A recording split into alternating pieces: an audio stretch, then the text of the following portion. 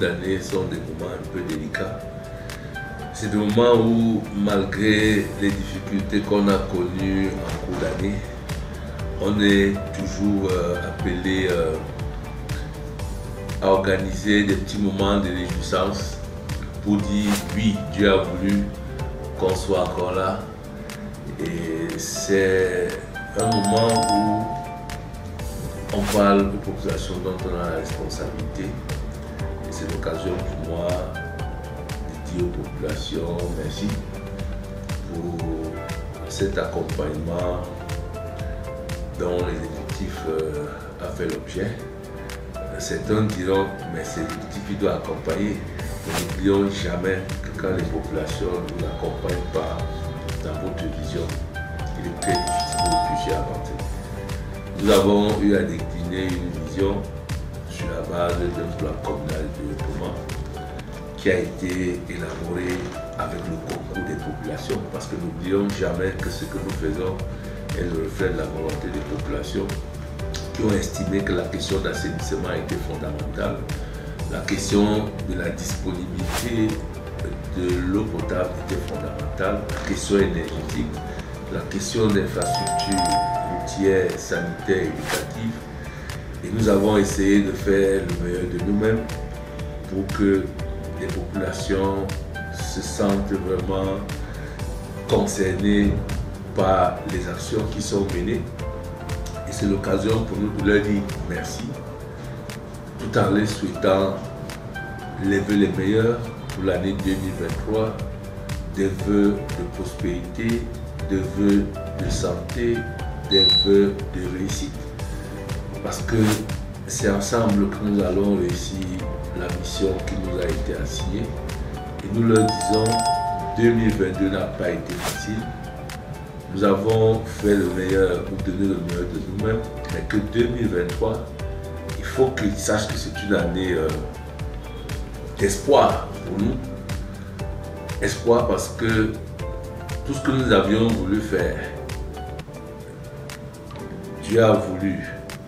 Les efforts que nous avons fournis ont permis de valider un certain nombre de demandes de financement qui vont permettre donc, c'est des nouvelles que nous donnons en même temps, d'avoir désormais des grands réservoirs d'eau pour pouvoir distribuer aux populations à partir des points stratégiques que nous avons construits. Et c'est l'occasion également de dire que nous avons pu avoir un financement sur la chaîne de l'élevage, la chaîne bovine, la chaîne de la volaille. Et qu'aujourd'hui, on se plaignait en disant on n'avait pas un abattoir. Nous avons pu avoir des fonds pour un abattoir moderne.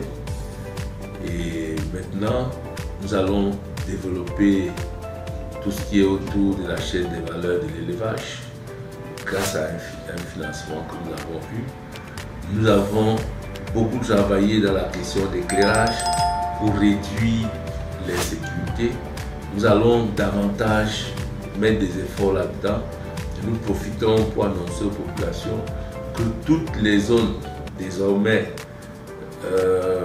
ou alors qui étaient considérées comme des zones d'insécurité à cause de l'absence d'éclairage seront éclairées en 2023 parce que nous avons opté pour l'éclairage public photovoltaïque.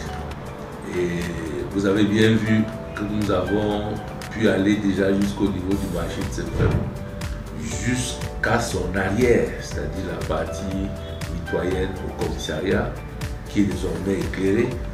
Et c'est comme ça que nous allons aller déjà dans toutes les chaufferies supérieures, il faut le dire, pour mettre des lampadaires solaires. Donc nous avons des ambitions très fortes au niveau de la sécurité, parce que nous savons que ces derniers temps, les populations se sont plaintes de cambriolage qu'il y avait, et tout ça c'est lié au fait que quand ceux-là qui ne respectent pas les biens d'autrui sillonnent dans la nuit, ils sont presque pas vus. Et on sait qu'il y a beaucoup d'efforts qui sont faits par notre police, beaucoup d'efforts qui sont faits par notre gendarmerie. Et nous disons aux populations, restons sereins, surtout communiquons pour que les forces de défense et de sécurité aient les éléments permettant de travailler dans la perspective de sécuriser non seulement les personnes, mais également les biens de ces personnes. Voilà, chère population, ce que j'avais à vous dire à l'occasion de ces fêtes de fin d'année.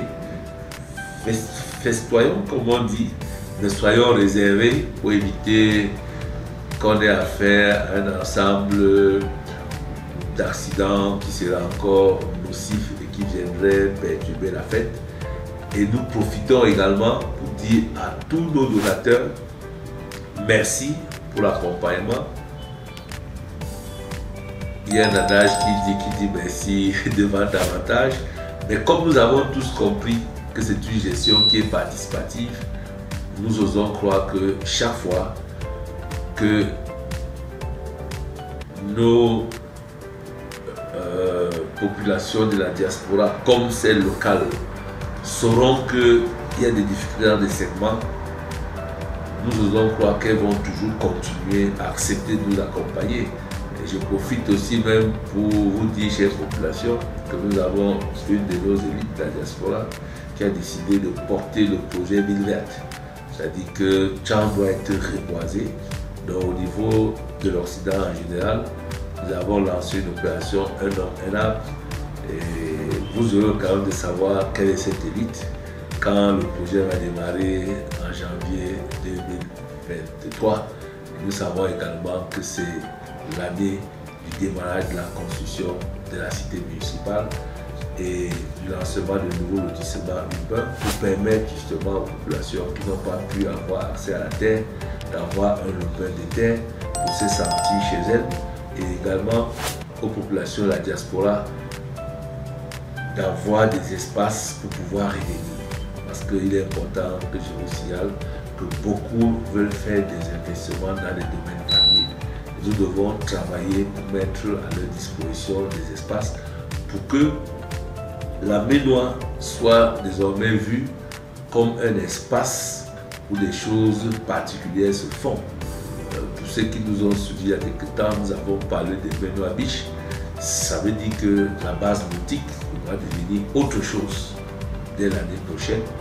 Et tout ça, c'est avec l'apport, je vous dis, de la diaspora et beaucoup de la coopération décentralisée qui est un des chevaux de bataille de la commune de Tchang. Et à Tchang, nous nous sentons pas seulement à Tchang, mais nous nous sentons dans la Ménois. Parce que si on veut prendre la température de la Ménois, on passera déjà par Tchang.